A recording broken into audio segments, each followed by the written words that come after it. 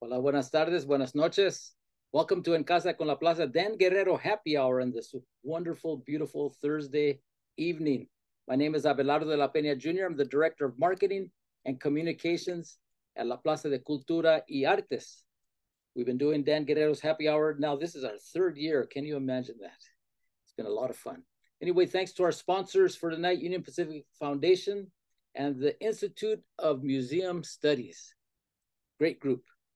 En Casa, of course, is our virtual programming, and we welcome you to enjoy tonight's Dan Guerrero happy hour. But in the meantime, I'm going to just share a screen here with you to let you know what's going on at La Plaza de Cultura y Artes. As you may or may not know, we've had an exhibition called the 18th and Grand, the Olympic Auditorium. But this Saturday, we have in store for you, We Love Roller Derby. It's a celebration of roller derby, which is one of the sports that took place there at the Olympic Auditorium, and that really had a big impact in our community in the 60s and 70s. On Saturday from 1 to 4, we're going to have the induction ceremony for the National Roller Derby Hall of Fame, and then a plática, a roundtable talk with a lot of the stars of the LA Thunderbirds, who were, of course, one of the big team who would battle it out on that rink. And it's going to be a lot of fun. That's from 1 to 4 on Saturday. Please join us at La Plaza de Cultura y Artes. All right, that's enough of this. Now let's get on with the good stuff. Let's bring on Dan Guerrero, the host of Dan Guerrero Happy Hour. Zoom in, please. I'm zoomed. How are you? Doing well, Dan. How you been? I'm good. I'm good. I'm trying to get into my zone. I just my stovetop died, and the man that fixed it left 5 minutes ago. So I'm trying to get into my zone here. But you know what it's like to have no stovetop for a week? I've been nuking Stouffer's frozen dinners and going out for a week. That's not fun. But hey, you know, you get your nutrients, your nutrition, and that's what counts. As long you're not. Well, I get my nutrients every night, so I don't worry about. What do you got? Oh, baby, you're not kidding. You're not kidding. Not tonight. Not tonight. Listen, last week I had a beautiful, beautiful, beautiful experience. As you may know, our guest tonight is curator, of course, of exhibitions at the Vincent Price Art Museum. And I have been on the foundation board for many, many years. And we named a gallery at the museum after Gloria Molina, who, of course, was such a supporter of the arts and an artist herself. And I even took a little video. Can we show that little video there? We sure can. Here goes. And Valentina, her beautiful daughter, was on hand for it. 3, 2, 1. I hear it. I don't see it. Oh, let me start. This is going to go on our blooper reel. Let's get it started again. Here it goes.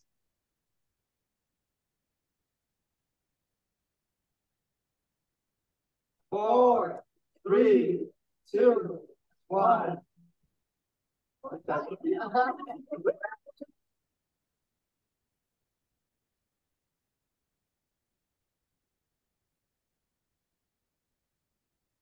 Oh, that's incredible.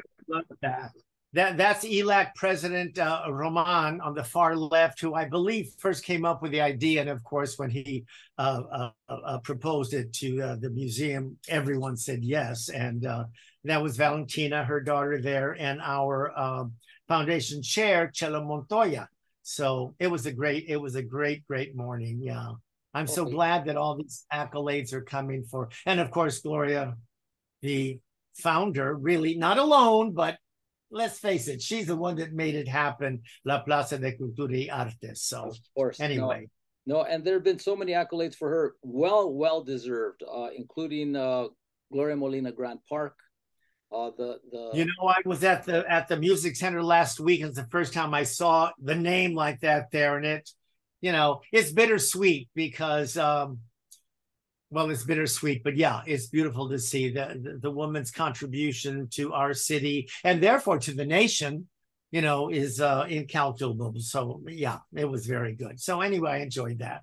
So that works well because our guest tonight, of course, as you know, right, is connected to the Vincent Price Art Museum. So if you get away. All right, Dan, I won't take it personally, but I will leave and we'll No, see. don't ever. Okay, I'll see you in a minute. Well, our guest tonight, is on the rise as a national expert on U.S. Latino art. But in his role as curator of exhibitions at the Vincent Price Art Museum, he and museum director Stephen Wong, and of course the entire team, are dedicated to culturally diverse exhibitions and programming. I've been watching him for a long while now because, as I mentioned, I am on the board and I've seen him rise and grow as a museum professional. So I thought it was time that you all met him. So I would like you to meet, zoom in please, Joseph Daniel Valencia. Hello. Hi, Dan. Do you know Daniel's my middle name too? It's not my first name. Really? Yes. I grew up Edward Daniel Guerrero. I couldn't stand being Eddie. I was going to say you're an Eddie, huh? I'm not an Eddie. That's why as soon as I left home at 21 for New York, I became Dan. So wow. All these years that we've known each other, I never knew that about you. I didn't want to burst your bubble. So we're connected in a couple of ways then. Yes, there you go. There you go. There you go. So thank you for being here tonight. That was a lovely morning with the dedication of the gallery. Yes. Yeah, it was so special being there and just actually seeing all the different people that were there, you know, like from students in the community, artists, all the elected officials, you know. California Senator Durazo was there, and of course, President of ELAC, Dr. Roman, I guess. Yeah. And of course, Valentina, you know, listen, I kind of know a bit about losing a parent who's a public figure. And that's a whole other thing from losing a parent. It's kind of complicated. And she's now keeper of the flame, and she's doing it so beautifully and so with such grace and dignity, which is what you'd expect from Gloria's daughter, you know. But it's a good morning. It was a good morning. So I have been watching you because you started. I was shocked. You've been at VPAM since 2016. Is that true? Yeah, just in August I hit 7 years. 7 years. That's incredible. That's incredible. But we're going to talk about that whole rise. But first of all, because you know there's some people that still have never been to VPAM, which sits on the campus of East Los Angeles College. I want you to see what a beautiful museum it is. We have that, Abelardo. We have, wow, look at that.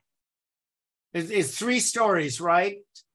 Yes, 3 stories, and we have 6 gallery spaces at the museum, a student learning lab, our vault in the basement where we store all the art.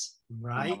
And we're located in basically the visual and performing arts complex on campus. Right. It's 3 buildings. It's the museum, it's a recital hall, and then is it a black box, a theater thing? Right. Yeah, so yeah. Music, theater, visual arts, and the museum, kind of all. It's amazing. It's amazing. What, you know, because I went to ELAC, as you know, and we were in Quonset huts in classes. So it's true. That's what I heard. Yeah, it's true. And to see this beautiful performing arts center and the museum, which is free. But you know what? I think we should address right away because most people think Vincent Price Art Museum in East LA, they don't get the connect. Do you want to fill us in there a little bit? Yeah, I could tell the short story of it all. But you know, a lot of people don't realize that Vincent Price, aside from being an actor and you know, it's hard nowadays with students, the references that we make, they don't even know, like who he is. I'm sure they don't know who he is. You know, he was, you know, the father in Edward Scissorhands. He was in a lot of B movies, horror films. he was the voice in Michael Jackson's Thriller, the beautiful, hearty laugh, right, and narrator. But aside from all of this in the entertainment industry, he was an art lover, actually had a degree in art history, and was invited to ELAC, the campus, as a commencement speaker. And this was well back into the 50s. Yeah. And, there's campuses always invite different folks to come and speak to the graduates. And because of how unique ELAC is, he just fell in love with the campus and actually initiated a very long sort of connection with the school, being connected to the art department, and eventually he and his wife donating pieces from their personal art collection to the museum. So that helped start actually at the time it was the Vincent and Mary Grant Price Gallery. And I remember in the middle of campus. I remember it was the teeny tiny art gallery in the art department. Mm-hmm. And I at that time had just seen House of Wax. And I'm like, Vincent Price, and I couldn't compute it. But and the original, I remember famously a quote that I think is very important, that he did fall in love with the campus and the Latino campus in particular, and that he firmly believed that art was not only for the West Side, right? That art belonged to everyone. And his original contribution was his pre-Columbian art collection, and which is now on permanent display at VPAM, and we have a photo of that as well. Oh, no, there's Vincent Price. Okay, that's good. We'll get to the other in a minute. That's Vincent Price on I think that's Huell Hauser, right? Oh, yeah. Huell Hauser did 2 specials, one in the old gallery and then one in the new building, right, for the show California's Gold, and interviewed him, the man himself. That was one iteration of the collection on view. And can we get to the next one now, Abelardo? You were right. There you go. That's impressive. That is on permanent display at VPAM right now. Now, there are very few museums of this stature, and because I believe his collection over the years that he donated was over 900 pieces, starting with 90, over 900. And then, of course, the collection has grown from other artists. And having a museum with that much of an art collection there on, in their vault, as you say, is rare. There aren't that many, if any. Right. So for a California community college, I believe we're only one of 2 museums, and the other one's the Wignall at Chaffey College, which is a contemporary art museum. Similar to us, we do contemporary art mostly now, but with the museum collection. So community college campus that has a facility with a collection makes us very unique, one of a kind in the state, and very unique, certainly also across the country. And the fact that we're in East LA College, is amazing, right? Being able to, thinking about this early history of Vincent Price and giving his work to actually want his collection to be connected to students. I mean, there's this phrase that we have in our history called a teaching collection. The idea that it's not just in the vault, right? But that we bring things out, that we bring students down there, that we are also always interpreting the collection, having permanent collection, kind of rotations, so that it's not just sort of like a stagnant thing, right? But that students are learning constantly from all of these master artworks that are in our collection. So that's what makes us very unique, and it's a beautiful history that kind of shapes our mission and our programming today as well, like the student focus. And what you're describing is very important, because too often you donate something and it goes into a vault and it's never seen again. It's just never seen again. And you can't display everything, but the rotate exhibitions is incredible. Now I want to talk about you. Why you? Because I keep thinking, I don't know of any little kid that says, I'm going to be a museum curator when I grow up. Where did that come from? I know you grew up in Orange County, right? Right. Yeah. So I grew up in Orange County. I was born in Santa Ana and raised in the city of Orange. Actually, on my dad's side, have a lot of generations of history, 4 generations of being in Orange. But I think for me, it always started off in history, right? And culture. People think a lot about Orange County, and I don't think they generally think about Latino culture or Mexican history and art, right? But I feel very, very privileged that I grew up with 6 great grandparents, and knowing all these stories, and like you think of these historical moments, right? But having a family connection in this is what made me think, oh, wow, we're connected here, we're connected there. I was always thinking about history and how what I knew through oral tradition, or what I knew through just speaking to family members, I didn't get to learn or really study like in school or see in the media, right? TV or film and things like that. And so I think that was the start, right? Putting me on a path to learning more about history and culture more generally. But it wasn't until I went to college that I started even taking art classes and visiting museums for the first time, right? So I think it was a pivot of, I want to showcase stories that are not always celebrated or known, to, well, what kind of professions allow you to do that, And I studied at Cal State Fullerton for my undergrad, and they had a lot of museum studies courses and art history and cultural studies. So it was kind of perfect for me that I was in all these departments, being trained in things that motivated me, my interests. I think becoming a curator was kind of along the way, right? But at some point you were learning history, but overall history, not necessarily the visual arts. Where did that connect finally?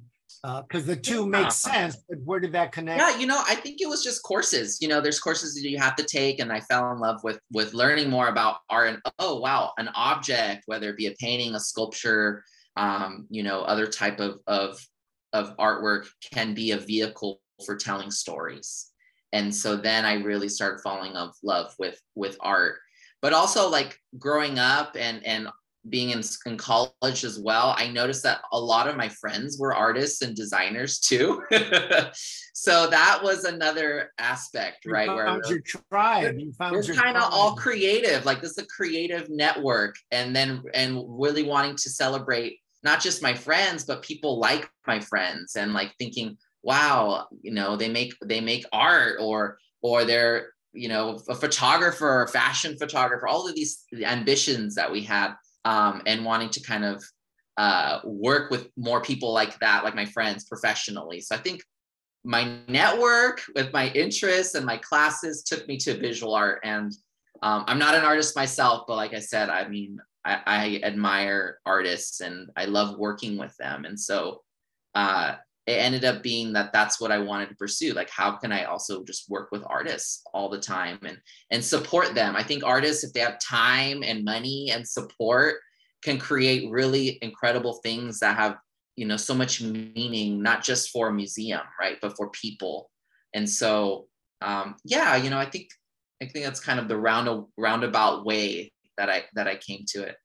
I do want to talk more about the relationships that you have to establish and nurture with visual artists, both emerging and the veteranos.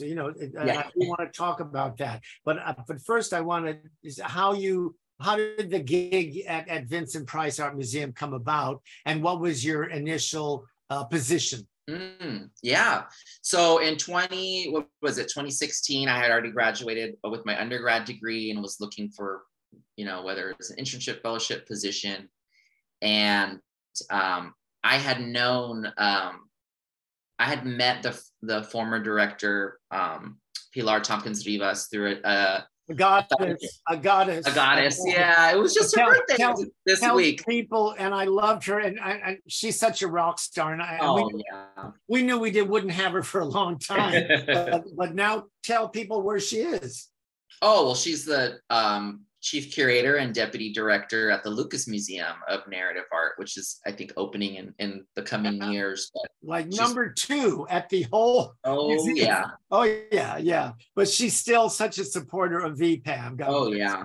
But when I met her, she was actually coordinating fellowships at LACMA, and so I met her through that, and we stayed connected. And when I had graduated, I reached out to her, and I asked her, "Are there any opportunities that you know of? I have these skill sets, I have these interests, and I want to work with the community, right?" And I believe it was that same week that I emailed her, it was announced that she became the director of VPAM. So it was just perfect timing in a way. And she invited me and walked me through the space. And not immediately, but eventually I became a research assistant working on exhibitions at VPAM.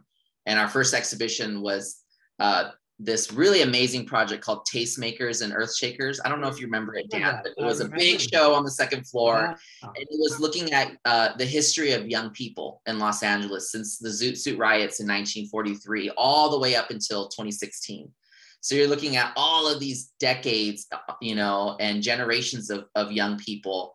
And it wasn't just a visual art exhibition, and which is why I liked it as well, because it's what we call a multidisciplinary exhibition. Yeah. We had fashion, we had archives, drawings, painting, music, digital station, installations. So it was a lot of different things, and all of these different access points for people to appreciate Los Angeles history and culture. And all of the wonderful Latino artists and artists of color that we spotlighted as part of leading these whether it be youth movements, civil rights, to different sort of music and cultural scenes. So that kind of was my big start with the museum. And over the years, my role grew and grew and grew. Right? Yeah. I went from just an exhibitions person to working on a lot of the programming at the museum. I think it was for like 2 years straight. I was doing all of the public programs, so all the events that we do at the museum. And so my role kind of grew into a larger hybrid role in a sense. And then we started launching all these educational initiatives. In the beginning, I was really, working alongside Pilar to, launch and co-direct these, what we call now diversity pipeline programs. So how do we get to diversify the museum field through internships and fellowships and kind of training programs for students at ELAC. And so, I feel very privileged to be able to have worked in so many different areas of the museum, specifically at VPAM, but like in the museum field, right?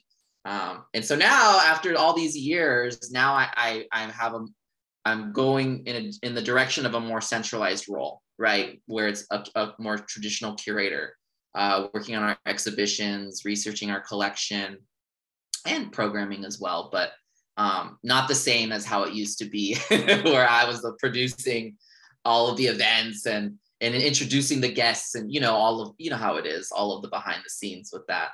I have about 14,000 questions from that last little thing you gave me. So I have to think about what they were now, because I didn't have time to write them down. But first of all, the importance of networking, which you were very smart to do. Young people, it's about networking. You've got to meet those people and work and keep those connections. Yours happened rather quickly, but sometimes things come, that you met somebody for four years ago, and you've kept in touch. Every once in a while, you drop an email, let them know what you're doing. Networking is extremely important in any business, I believe, but especially in entertainment, in the arts. Because we don't, generally can't open the paper. Oh, we're looking for, I would say clear typists. They don't have those anymore, do they? Well, whatever it is, the gigs we get aren't usually posted that way. It happens as it happened for you, and yours was kind of speedy, but wow, that is something. And we're going to talk more about the programs, the internships in DC. I know all that, but you, I know that the VPAM in the mission statement, which is true, is dedicated to innovative and culturally diverse exhibitions. And that is exactly what they do. And you have a quote that I like that I'd like you to elaborate on.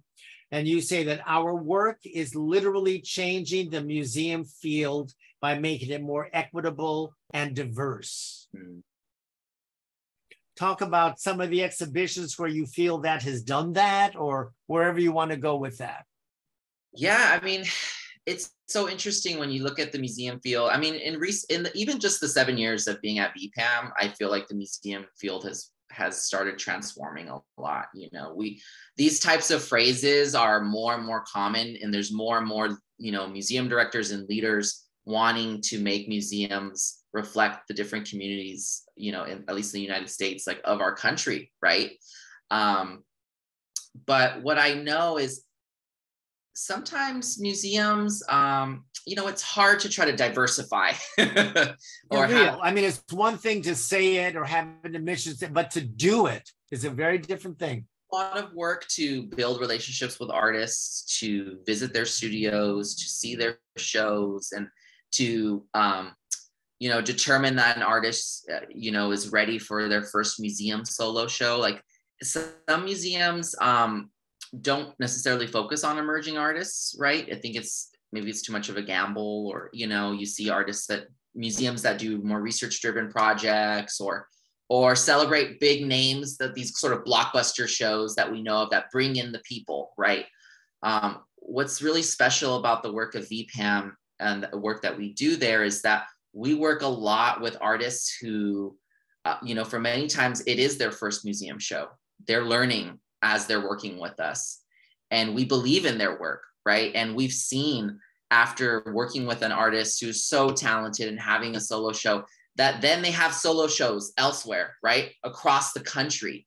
And, you know, for different examples, you know, I was just in New York last month, and I went to the Whitney Museum of American Art. And when you walk into the Whitney, I don't know when's the last time you've been there, Dan, but when you walk in, the admissions desk has a big wall behind it, and it's a beautiful neon installation by Patrick Martinez, who also, you know, had an installation at La Plaza. Right.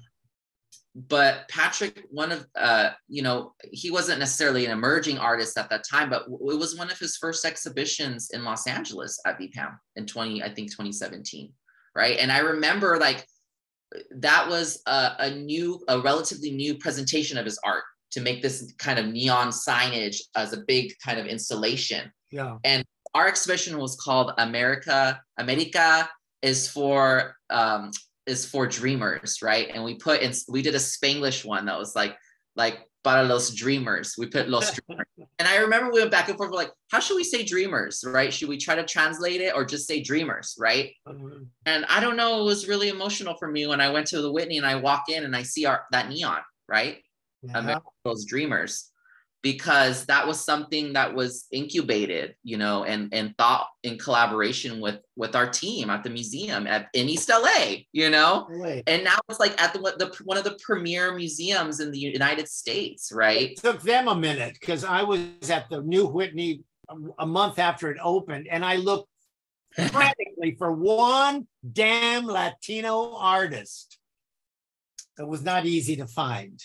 So that they're doing that now, you know. It's not alone. I believe they acquired it. It's permanent part of the collection, and that's what welcomes, you know, all their visitors. And so this small kind of moment of working with an artist to create a new artwork, and you know, as they're on the rise in their own career, right, we see the ripple effects. And so that's, you know, an emerging kind of or mid-career artist. Mm-hmm.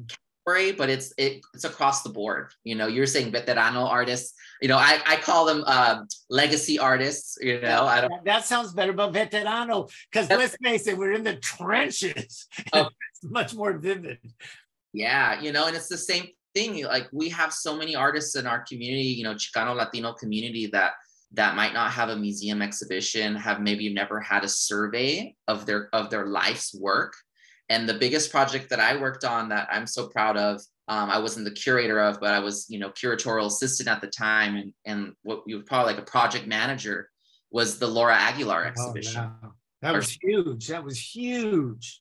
And we opened that. That was her first survey exhibition of like more than 3 decades of her art.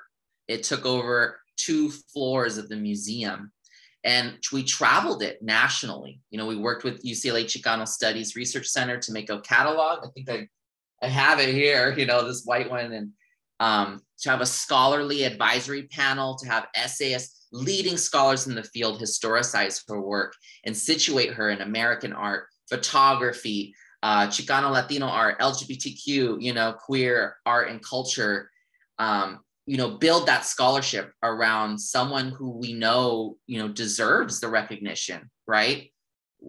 Before that show, you know, Laura's work was not in a lot of museum collections. And after that show, for so many years, as you say. It toured from, I believe, 2017 to 2022, you know, from LA, Chicago, Miami, New York. And over the course of that tour and over the course of that recognition, so many museums began acquiring her work, you know, and we played a part in that shaped, you know, also at the Whitney, when I went on their 6th floor, I believe it was, I saw Laura's photographs, and you know, it's special because it's amazing how one exhibition can really pique the interest of curators who are acquiring art for their collections, right? Scholars who are might be writing about you know, work, or might be interested in the subject matter, right? And then you see Laura's work integrated more and more, like in curriculum, not just in Chicano studies or in, you know, photography, but in art history and gender studies, all of this thing. It's this ripple effect. And so I really believe in the power of what we do, from the smallest exhibit to the biggest one, right? That we, in a way, can also position ourselves as tastemakers of the museum field. And by simply elevating the people and artists of our community that we know deserve the spotlight. And it, you know, we're doing this for La Plaza, so we're focusing a little bit on Latino artists, but the diversity of the exhibitions is not only Latinos. No, I mean, Stephen Wong, who's our wonderful new museum director, and all of you, tell us about some of the other exhibitions that speak beyond the Latino. Oh yeah, I mean, we have to recognize East LA College. We're at this intersection of East LA and Monterey Park, right? Up and through the San Gabriel Valley. I mean, our students, a large population outside of being Latino, are also Asian American, right? And so we reflect that in our programming as well, from the small shows to the big research-driven shows. And so I think we've been pretty consistent, and I think it's an area that we're continuing to grow as well, right? We just did an amazing show. Well, not just did, that was last year, a Fung Win called Sobrevivir. And what was so special about that show was like a intercultural kind of exhibition too, because it talked about Latino histories in LA County, and it actually showcased some of Gloria Molina's quilt making. Yeah. That's what we want, right? We want to talk about these intersections of these communities. It's not just the Latino community over here and Asian Americans over here, right? But at a place like ELAC, we have this intersection. And so we try as many times as we can to have that reflected in the galleries. Tell me a little bit about the programs, the internships and the mentoring programs, and especially the internships, because that's an amazing thing. Oh, what are you drinking? Because I'll toast you. What are you drinking? Isn't it happy hour and all that? Yeah, what is it? This is a rosé sangria. Ah, you're a wuss. Vodka martini. Cheers to you. Yeah, well, cheers, regardless. Yeah, I mean. Tell us about the interns program, because that we're very proud of on the foundation, because we work a lot to raise money so things like that can happen. Absolutely. You know, because it's not just our exhibitions. So we can say, oh, okay, we're going to do these amazing exhibits and events, right? But, you know, we have to ensure, or it's really become part of our museum identity that we are also at this campus and working to train the next generation of museum professionals. There you go. our amazing faculty. You know, our art history faculty it's led by women of color, actually, who lead incredible, really, you know, how do you say, like, robust curriculum about art history, cultural studies. It's diverse, there's theory, there's a lot. And for a community college to offer courses like that, it's a big deal. But we, you know, we're not an academic unit, right? So how do we contribute? So as part of their coursework, they do take internships. Some of them are local in Los Angeles. And then we have one that's national, that's in DC. So that's our partnership with the Smithsonian Institution and the National Gallery of Art in DC. And so every January, we send a small cohort of students out to DC in the winter. Sometimes it snows, right? And you can imagine how transformative this experience is for students who may have never lived by themselves, have never left East LA, right? To live on their own in a new city, working full time with a mentor in their department, whether it be an archivist, a museum educator, you name it. We've had communications, right? There's so many different areas and professions in the museum field. And, you know, the first cohort of that was January 2018, right? 19, 20, 21, 22, 23. You know, there's a lot of cohorts. Good. I'm not the only one that uses fingers to count. I feel so much better.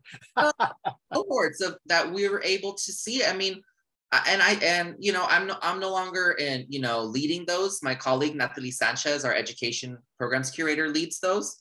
But you know, the cohorts that I did lead, like, I'm still in touch with them, right? One of them, she completed her master's degree and she works at Self-Help Graphics now, you know, education and public programs. Shout out to Gabby Padilla.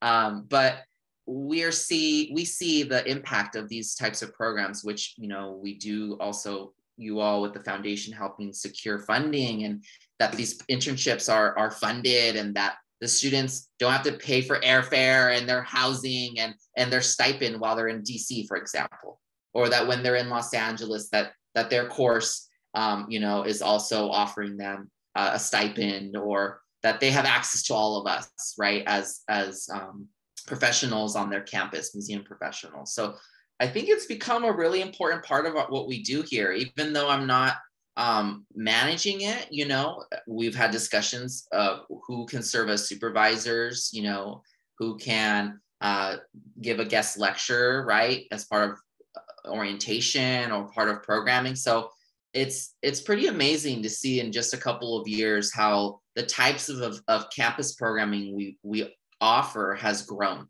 right? And you don't get to see a lot of it because it's for a specific program, or it's for students, right? And maybe it's not always promoted, but you know, it's equally important, the work that we do in that way, because we believe that we're investing in this next generation. And it's the long game, right? You can't just do one internship and next thing you know, you're the museum curator. I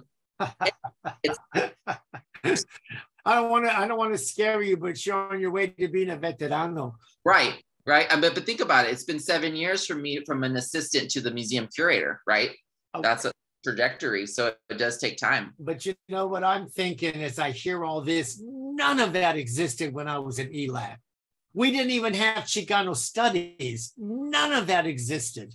And that is now available to our young people and people of color, and it's quite beautiful. It's beautiful. Yeah, it's so unique, and we see it make an impact. And I wish I went to go in that program, right? You know, that's right. Even it wasn't even there when you were there. Wow. Well, at least you weren't in a Quonset hut. So be grateful for that. Yes, but it's still relatively new, but I'll tell you, I mean, not the kids, I mean, they're only like 10 years younger than me, but you know, the students, you see them really transform when they. Of course, my God, a trip like that can be life-changing in many ways, not only in the professional route that they're taking, but it's just life-changing. How they communicate, how they hold themselves, you know, being able to say what's meaningful or what they value, right? and them staying connected to our museum, our campus, even if they transfer, right, to UCLA or Cal State LA or wherever they go. Sure. It's really special. Tell me about the upcoming Teddy Sandoval, who I knew Teddy, about that exhibition, because that's going to be quite unique, I believe. Oh yes, I mean, I have a photo. Let's do a photo while you start to talk about it. Okay, so hit it. Angel Baby, which is our feature image in the exhibition. You know, we're actually installing right now. So I left the museum after they hung this work today. Oh. And we're working with two guest curators, Ondine Chavoya and David Evans France, which it's such an honor to invite curators who are specialists that really want to work with us too, right? We learned along the way that Teddy did take courses at ELAC, right? And also went to transfer to Cal State. But, I think it really speaks to our museum's mission, our reputation, that these leading curators want this show to debut at VPAM, at ELAC, right? I'm sure they could ask any other institution, but it aligns with what we do, and it means so much, right? Just thinking about when we open that exhibit, who's going to come? Unfortunately, Teddy passed away in the mid-90s, right? Yeah. I believe 1995, but his work left an impact on our city, on our county, in international art and design networks, right? And what the curators have done is really to not just present a survey of his career, but to put him in dialogue with many artists in his network. And so it's kind of like part solo show, part group exhibition. And so we have different gay and lesbian, Latino, Latin American, and other artists of color in the exhibit that are in dialogue with Teddy's work. And so it's exciting because it's also kind of like, this is nerdy, but it's a different exhibition model, right? That a solo show for an artist could also be a group show that shows their community, right? I think that's very special. And so that opens on Saturday, October 21st. So we're going to be there. I'm going to be there.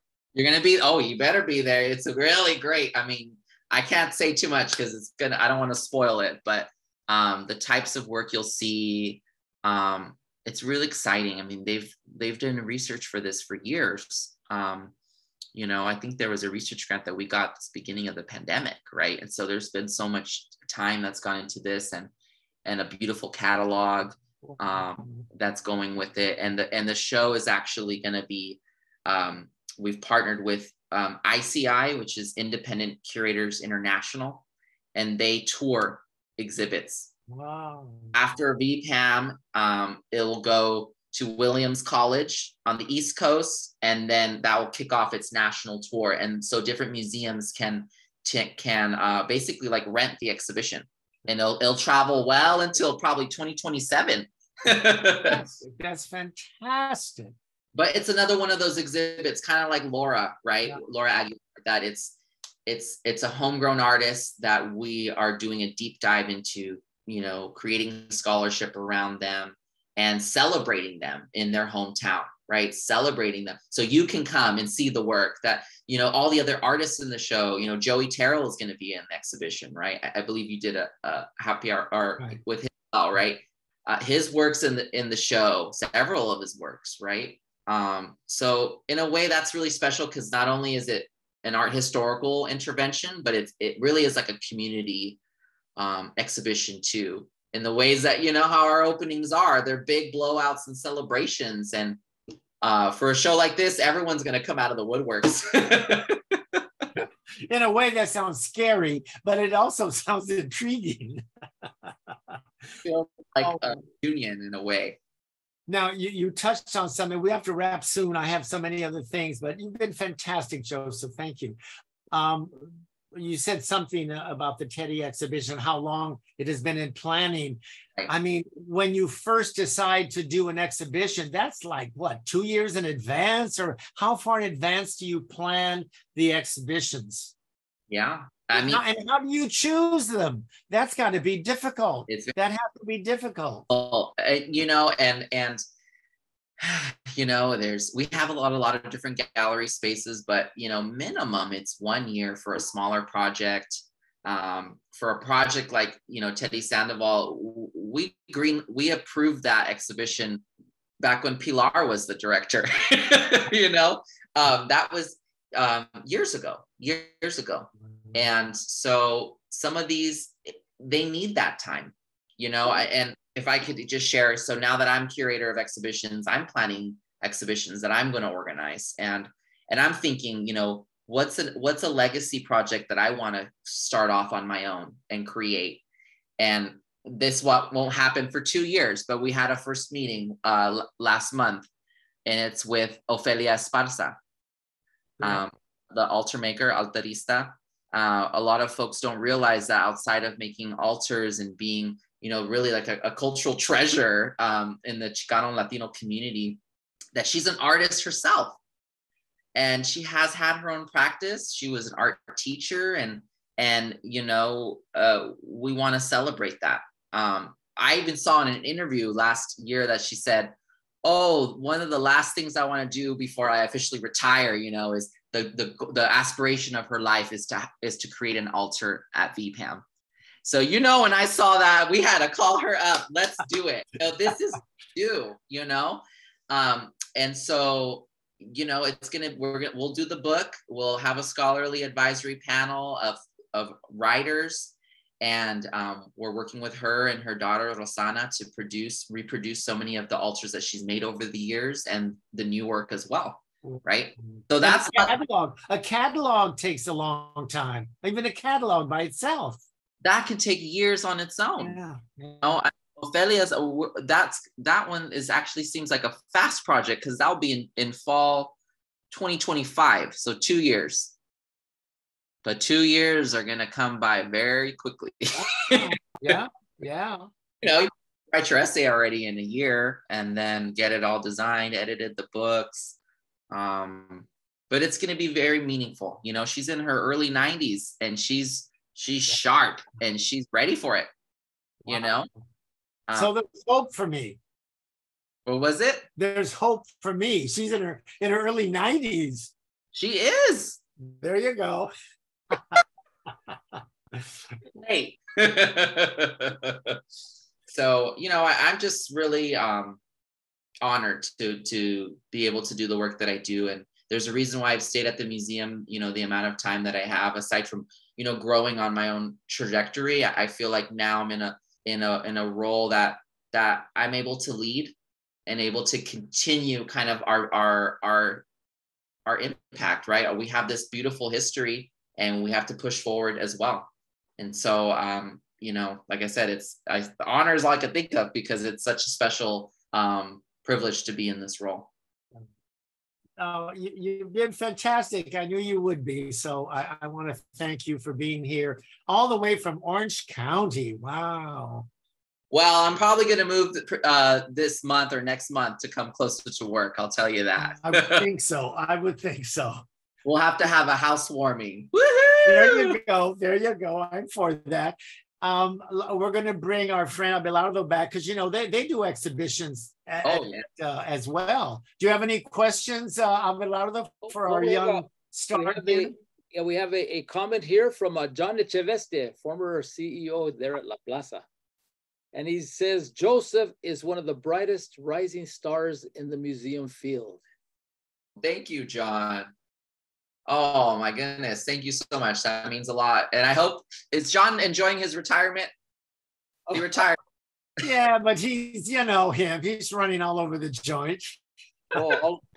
Costa Rica, the Mediterranean, visiting his grandsons in Washington, D.C. and Santa Barbara. We catch him every now and then. He makes an appearance at La Plaza every now and then. And we're so happy to see it. But yeah, John is enjoying his retirement. We got to join him in his next trip. Yeah, that sounds like an idea. So he just said, absolutely. So yes. So he does have a question. Any updates on the Latinx Arts Alliance?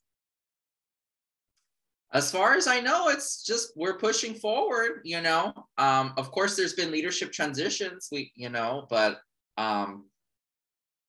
you know, that's a organization that La Plaza, VPAM, Self-Help Graphics, Spark, and Mola co-founded as a kind of advocacy organization, and to really elevate Latino or Latinx art, not only in our city, but nationally as well. And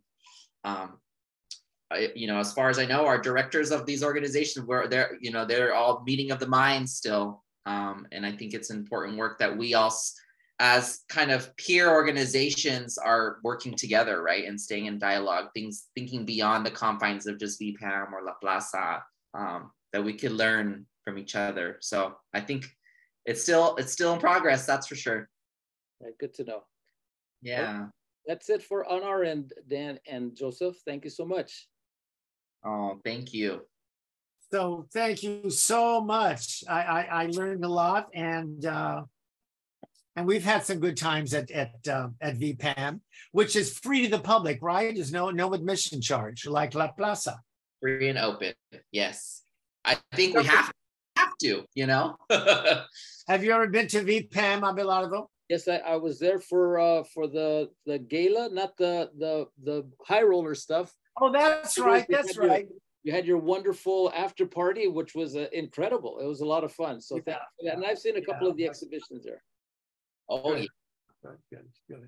We gotta, you know, Abelardo, we gotta get you back in October, and everyone listening in again, you know, October 21st, if I could have the plug, do a quick plug. It's Teddy Sandoval, and it's a joint reception. So we'll also have an exhibition by an artist by the name of Yoshi Sakai. So it'll be her first museum solo exhibition. So it's nice to have the Legacy Project exhibition and a first kind of sort of debut at VPAM. So it's going to be great. We're going to have DJs. We're going to have, you know, our custom, we always try to make custom drinks inspired by the exhibitions too. I don't know if you've had them before, Dan, but. Oh, yes, I have. You know, that's why I've been on the foundation board since 2013. You only opened in 2011. And, yeah. And, you know, God knows there are times when I'm like, really? As everybody does on any board. But, you know, VPAM is a very, very, very special place. And the people are as well. And so we're stuck. I'm just stuck. With you. A toast to you, young man. Thank you so much. And a toast to you, you old man up there in the corner. Oh, you I'll see you at VPAM. Thank you so much. It's a pleasure and honor to be with you all, and we'll see you soon. Thank you, Joseph. All right, take care. Good night. See you all. Thank you. All right. And thank you out there who joined us tonight and in Casa con la Plaza Dan Guerrero happy hour. This was a good one. It's always great to see who's working in this field, in the Museum and Cultural Institute field. And our friends there at VPAM are really kicking it. They're doing a lot of good stuff. So much appreciated, Dan, for bringing Joseph on. Just to tell you what's going on at our little place. As I mentioned early on, we have an exhibit, a program. This Saturday, we have 3 programs. We have We Love Roller Derby.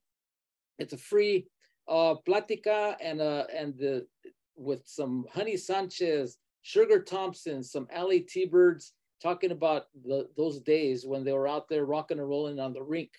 And then followed by the induction ceremony of the International Roller Derby Hall of Fame.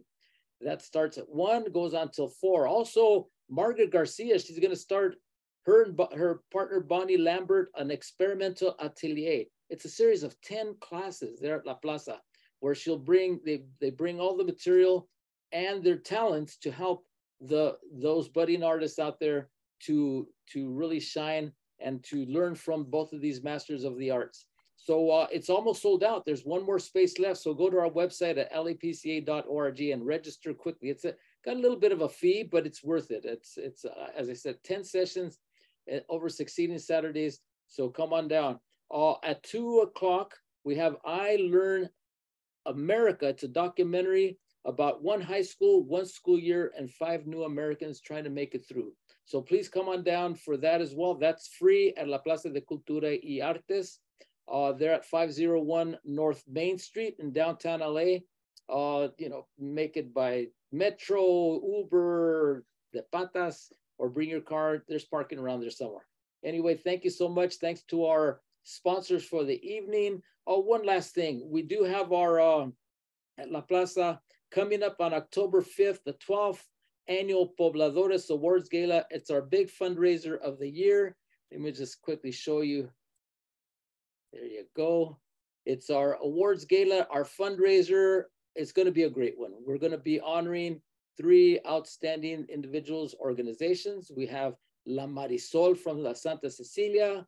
We have Walmart, one of our earliest and best supporters at La Plaza, and the recipient of the first annual Gloria Molina Community Champion Award, Antonia Hernandez, formerly of MALDEF, the California Community Foundation, and one of the founding members of La Plaza, an incredible, powerful, passionate woman who has done so much for our community. So tickets aren't cheap, but it's worth it. And all the money goes so that we can continue to provide free admission, similar to that VPAM, as well as most of our programs, our outdoors, our indoor programs are free of charge to the community. So con eso, with that, muy buenas noches a todos. Thank you for joining us. Thanks again to our sponsors, to the board, to the staff of La Plaza de Curatorial Practices, and all of you out there for joining us on En Casa con La Plaza Dan Guerrero Happy Hour. And we'll see you in a couple of weeks. All right, muy buenas noches. Bye-bye. Hasta la próxima.